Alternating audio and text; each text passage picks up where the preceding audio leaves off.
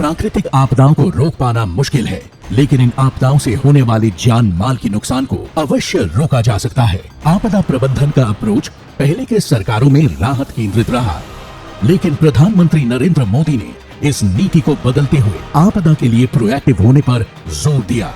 ये सही है कि हम आपदा को रोक नहीं सकते, लेकिन हम उस आपदा से नुकसान कम से कम हो, इसके लिए व्यवस्था तो जरूर बना सकते हैं। इस नीति को आगे बढ़ाते हुए मोदी सरकार द्वारा मिशन जीरो कैजुअल्टी का लक्ष्य रखा है। इस समग्र सोच का ही नतीजा है कि 140 किलोमीटर प्रति घंटे की रफ्तार वाले बिपरजॉय तूफान में एक भी जनहानि नहीं हुई। ओडिशा में आए तूफान फनी एवं बिपरजॉय तूफान का प्रबंधन पूरी दुनिया के लिए एक मिसाल है। तो 140 किलोमीटर पर आवर की स्पीड के साथ साइक्लोन जब लैंड करता है और उसके तीसरे दिन शाम को इसका रिव्यू करते हैं, तब मालूम पड़ता है कि एक भी व्यक्ति की जान इस साइक्लोन में नहीं गई है।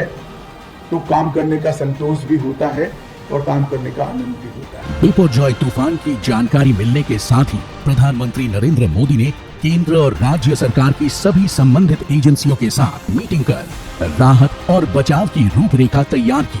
रीजनल रिस्पांस सेंटर नीति के तहत एनडीआरएफ की 19, एसडीआरएफ की 13 और 2 रिजर्व बटालियन की तुरंत तैनाती की गई। लगभग 1 लाख से अधिक लोगों को सुरक्षित स्थानों पर पहुंचाया गया। साथ ही लगभग इतने ही मछुआरों को तट पर लाकर उनकी जान बचाई गई। इतना ही नहीं, इस आपदा के दौरान 707 गर्भवती महिलाओं को अस्पताल में सफल प्रसव का प्रबंधन अपने आप में एक बड़ी सफलता है। गृह मंत्रालय के निर्देशानुसार तूफान की आशंका वाले क्षेत्रों में जान माल के नुकसान को रोकने के लिए कई शेल्टर बनाए गए और 450 अस्पतालों का चयन कर जरूरी दवाइयों का स्टॉक भी किया गया। तूफान के बाद बिजली आपूर्ति 3 दिनों के अंदर ही बहाल कर दी गई। चक्रवाती तूफान बिपरजॉय की पूर्व चेतावनी से लेकर कुशल प्रबंधन की शानदार सफलता अपने आप में सभी राज्यों और एजेंसियों के लिए एक केस स्टडी है।